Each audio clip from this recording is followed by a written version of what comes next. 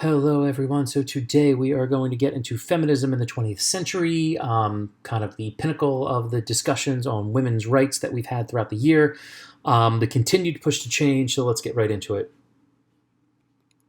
So obviously, in the 20th century, the big move was the push to the right to vote, which was a huge achievement and have allowed women access to the political realm and being elected to political positions in the last century. We've had many females get to the point where they are heads of state. We've already talked about Margaret Thatcher, and you have Corazon Aquino in the Philippines, and Indira Gandhi in India. You've got Benazir Bhutto in Pakistan. You have so many different female leaders, modern day Angela Merkel in Germany. So this has been huge. Now, some areas have waited until the 2000s. I'll show you a map in a minute. And other areas still do have issues in women exercising the right to vote. Just like in many places, when you quote unquote give everyone the right to vote, not everybody's thrilled with that. And so, in many different places across the world, women are either prevented from or discouraged from voting. So, it's not a perfect system, but pretty much every nation in the world allows women to vote. However, the backslide of this is that once women get the right to vote, many nations, particularly in the 1920s, 30s, and 40s, many nations will be like, well, we gave you the right to vote, and that's it, and we're not really going to work on anything else after that. So there's still a long way to go. Here is a map that you see here, some of the more recent ones. I mean, Saudi Arabia was 2015. I think Bahrain was in the 2000s as well. Lots of 1990s. Okay. You get some early ones. Yeah, what's up? New Zealand, Australia. Okay, so that's pretty big, but that should give you an idea of how long it has taken women to get the right to vote. Now, as I said, a lot of women getting the right to vote in the 20s and 30s, and then everything kind of fades away. And someone that was crucial to the modern feminist movement was Simone de Beauvoir, who was a French writer and really just waking people back up. She writes a book called The Second Sex in 1949, which is massive. And she's basically argue how women are often labeled as deviant or other and men were quote unquote normal. And she really gets into the treatment of women throughout history and just gets so in depth in showing how things like patriarchy develop and how women were still prevented from true freedom. She published it in two volumes. One was called Facts and Myths, and the other volume, Lived Experiences. And it really did bring awareness to the oppression of women back to the forefront and ignites this second wave of feminism. And then you have an American author, Betty Friedan, who in 1963 releases The Feminine Mystique. And a lot of that was more like current issues. Examples of like showing how women have become educated yet are still pushed into motherhood and marriage as that's what they're supposed to do. And also kind of the impact that stuff like that has on women that in many cases, not that there's anything wrong with being married or having children, but having a life that is often unfulfilled can really be a struggle, and that women do have these needs and they should look to themselves and bettering themselves, and that's okay. Okay, you don't have to do the status quo. It's okay to be a little bit different, and it was huge. Now, before I go on, I do want to talk about some core issues moving forward, and that was within the movement. And the tough part is getting unified. In different parts of the world, we see a lot of struggles, particularly between like West and East and the developed versus the developing world. In many countries, it's not always just about gender equality because racism is a part of there as well. And so we see differences between different racial groups trying to get different rights, which is a big issue.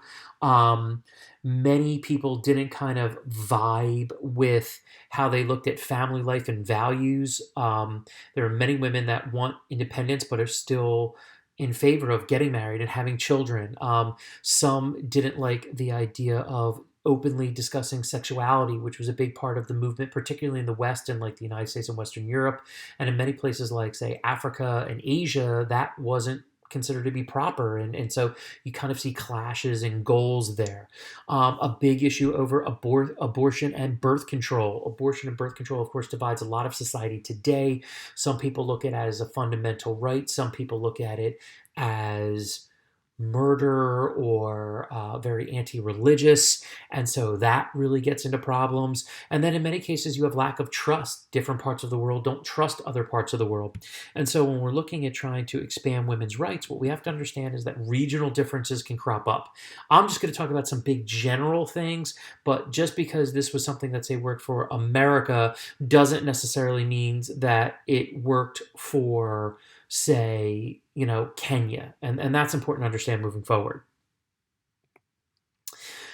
The new emphasis in the post-voting realm were things like education, working to get greater opportunities for education, workplace equality, in that you can get paid for the same amount of work and not be denied bonuses or advancement within jobs, being able to openly discuss sexuality and things like homosexuality amongst women and stuff like that, which was, of course, something that was very much oppressed for many years. Fighting the exploitation of women. Like, a great example is that there will be many women that boycott the Miss America pageant in 1968 with things like stink bombs, or they won't wear bras or things that they feel were specifically denied to exploit the female figure. The concept of the sex symbol being that women looked at primarily as sexual objects as opposed to, for their mind and stuff like that, and really trying to work and change their depiction. And in the end is that idea of liberation from the patriarchy and trying to prevent the old standards from continuing.